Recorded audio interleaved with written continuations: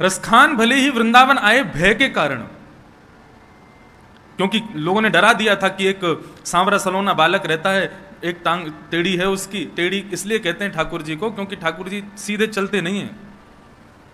चाल टेढ़ी सी चले वाम मोती लटकन। एक तो चाल भी टेढ़ी मेढ़ी चलते हैं और वहां में भी मोती लटकन। ठाकुर जी मुकुट में कभी कभी मोतियों का गुच्छा लटका रहता है ठाकुर जी के। एक तो टेढ़े चलते हैं और फिर वहां में भी वो मोती का जो गुच्छा है वो आगे पीछे हिलता है। चाल टेढ़ी सी चले वाम मोती लटकन, डोले ब्रज कुंजों में झूम के राधा रमन। चाल टेढ़ी से चले। एक तो ठाकुर जी टेढ़े, और ठाकुर जी टेढ़ी अदा से ही चलते हैं। वेणु गीत में ही उस भाव का वर्णन किया गया कि ठाकुर जी टेढ़े क्यों चलते हैं।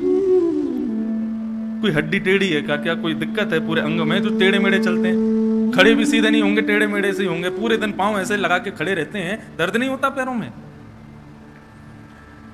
वेणु गीत या युगल गीत मुझे स्मरण नहीं है, दोनों में से किसी गीत में ऐसा वर्णन है कि ठाकुर जी टेढ़ी मेढ़ी चाल क्यों चलते हैं। बोले चाल चलते नहीं है, एक प्रयोजन है उसके पीछे भी। वो प्रयोजन क्या है? बोले कि भूदेवी जो है, पृथ्वी जो है, ये भगवान की पत्नी है। ये धरती भगवान की पत्नी है और उसको सुख देने के लिए ठाकुर जी पधारे हैं। और एकमात्र कृष्णावतार ऐसा अवतार है और एकमात्र वृंदावन ऐसी भूमि है जहां पर पूर्ण परब्रह्म श्री कृष्ण बिना पादुका के रहे, जब तक रहे। ठाकुर जी ने अपने चरणों में पादुका नहीं पहनी। क्यों? बोले जब ठाकुर जी चलते हैं तो पृथ्वी दृष्टिपूतम निषेध पादम, अपनी भूदेवी को देखते हुए चलते हैं। और जहां कहीं भी ठाकुर जी को हल्का सा कोई गड्ढा मिलता है या गाय के खुरों का गड्ढा मिलता है तो ठाकुर जी के मन में विचार आता है, ये हमारी भूदेवी पत्नी के भीतर ये गड्ढा होके इसको कष्ट दे रहा है, इसके कष्ट का मरहम केवल हमारे श्री चरणार बिंद हैं। तो जहां कहीं भी ठाकुर जी को गड्ढा दिखता है ठाकुर जी वहीं चरण रखते हैं। तो एक गड्ढा यहां तो दूसरा वहां, तो सीधे वहीं कूदते हैं। इसलिए ठाकुर जी जब चलते हैं तो उछल उछल के चलते, सीधे नहीं चलते, कूद कूद के चलते हैं। ऐसी ठाकुर जी की चाल है। ये सुख केवल वृंदावन को प्राप्त है और किसी अन्यत्र क्षेत्र को प्राप्त नहीं है कि वे ठाकुर जी के अनावृत। देखिए हरिद्वार की महिमा किससे है? हरिद्वार की महिमा गंगा जी से। बद्रीनाथ की महिमा विशाल हिमालय के पर्वतों से है। जगन्नाथपुरी की महिमा समुद्र से है, रथ यात्रा से है, भात से है। द्वारिका की महिमा द्वारिकाधीश की आरती से है। आप कभी द्वारिकापुरी जामे तो वहां की आरती का दर्शन कीजिएगा। अब देखो जो सुख हमको मिला वो तो आपको मिलेगा नहीं, क्योंकि आरती में वहां सबको रुकने नहीं देते, जल्दी जल्दी भगाते हैं। लेकिन हम पर इतनी कृपा है, हम जब भी द्वारिकाधीश के यहाँ जाते हैं आरती में सामने ही बैठते हैं। और द्वारिकाधीश की आरती ऐसी होती है कि रोम रोम प्रफुल्लित हो जाता है, लगता है कि यहां सामने राजाधिराज खड़े हैं। तो द्वारिका की महिमा वहां की आरती से है। रंगनाथ मंदिर की महिमा वहां के जो श्रीरंगम का जो क्षेत्र है, जो गांव है, जो स्थान है, उससे है। उतना बड़ा मंदिर है महाराज, वृंदावन के लगभग बराबर का केवल मंदिर है श्रीरंगनाथ भगवान का। सब तीर्थों के, सब स्थानों के आकर्षण के केंद्र, महिमा के केंद्र अलग अलग हैं, लेकिन श्रीधाम वृंदावन की आकर्षण का केंद्र क्या है? जगन्नाथपुरी का समुद्र श्रेष्ठ है, बद्रीनाथ के पर्वत श्रेष्ठ हैं, हरिद्वार की गंगा श्रेष्ठ है, लेकिन वृंदावन का तो कण कण श्रेष्ठ है, क्योंकि कण कण में ठाकुर जी विद्यमान है। यहां का प्रत्येक कण कृष्णमय है, कृष्ण स्वरूप है।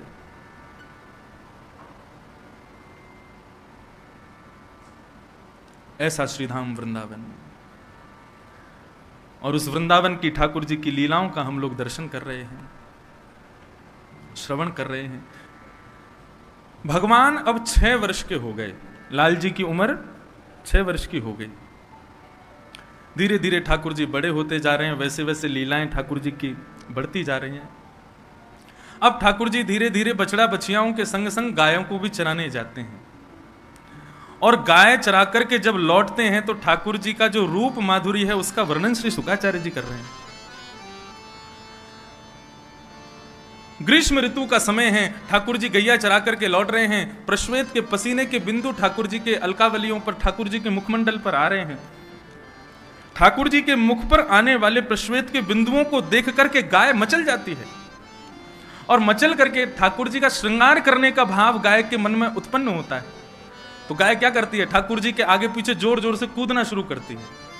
उसके कारण से क्या होता है, गाय के चरणों से उड़ने वाली जो धूल है वो ठाकुर जी के प्रश्वेत के बिंदुओं से जाकर के चिपक जाती है और ठाकुर जी की मंगलमयी अलकावली, उनके मध्य में ठाकुर जी की पत्रावलियों का निर्माण हो जाता है। तम गोर जच्छुरित कुंतल बद्दवरः वन्य प्रसून रुचिरे क्षण चारुहासं वेणुं मनुदैरनुगीत कीर्ति गोप्यो दृदीक्षत दृशो व्यगमन समेता।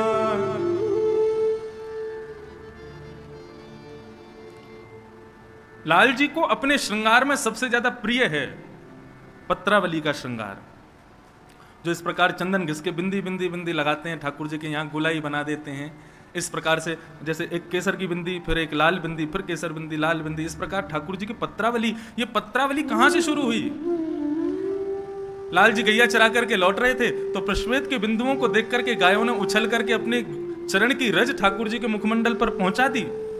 जैसे ही ठाकुर जी गैया चरा करके नंद भवन पहुंचे तो यशोदा मैया सबसे पहले लाल जी की नजर उतारती है। और आज जैसे ही यशोदा मैया मुख्य द्वार पर आई, मुख्य द्वार पर आकर के अपने लाला के मुखमंडल को देखो है, तो देखते ही यशोदा मैया भी आज नजर उतारनी भूल गई। इतने सुंदर ठाकुर जी लग रहे हैं। यशोदा के मन में आ रही है कहीं आज मेरी नजर मेरे लाला को ना लग जाए। वादन से जब गर्मियों का श्रृंगार रहता है, क्योंकि चंदन ठंडा होता है इसलिए शीतकाल में नहीं लगाया जाता, गर्मियों की सेवा में ठाकुर जी को पत्रावली का श्रृंगार किया जाता है। क्योंकि यशोदा जी को लाल जी पत्रावली के श्रृंगार में बहुत अच्छे लगते हैं, बहुत प्रिय लगते हैं। और ये पत्रावली का श्रृंगार दिया किसने? गौ माता ने, गायों ने।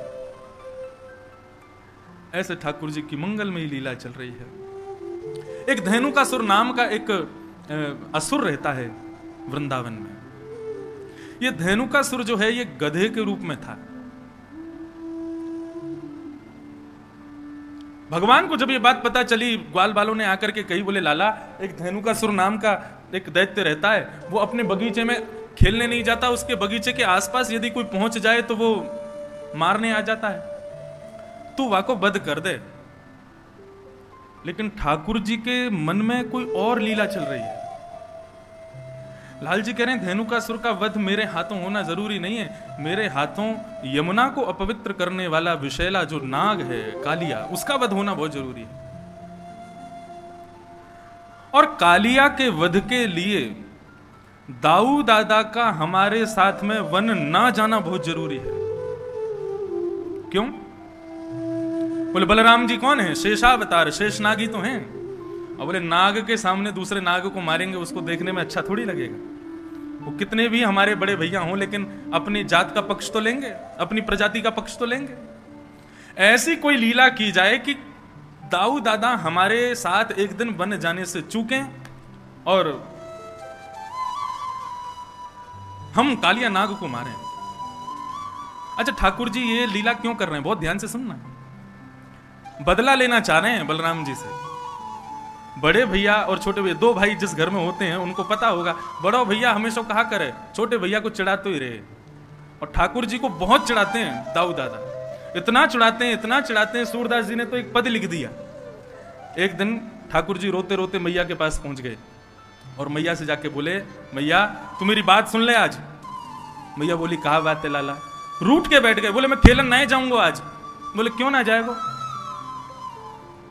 तब ठाकुर जी गा रहे हैं सूरदास जी की वाणी में, इतना सुंदर भाव है। इस सुंदर भाव के चित्रण को अपने मन में बनाइएगा। कैसे लग रहे हैं ठाकुर जी?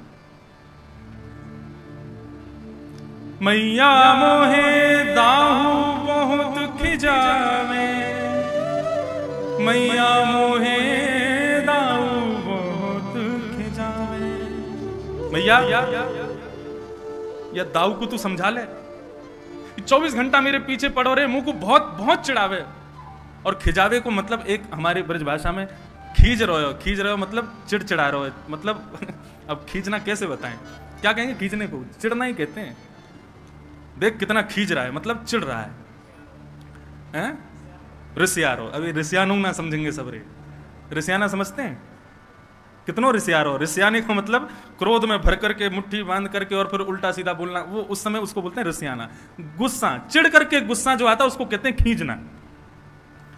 लाल जी कह रहे हैं मोए दाऊ बहुत खिजावे, मुंह को बहुत चिढ़ावे। मैया बोली क्यों रे लाला, कहा के दाऊ ने तोते। तब लाल जी कह रहे हैं मोसो कहत मोल को नीनो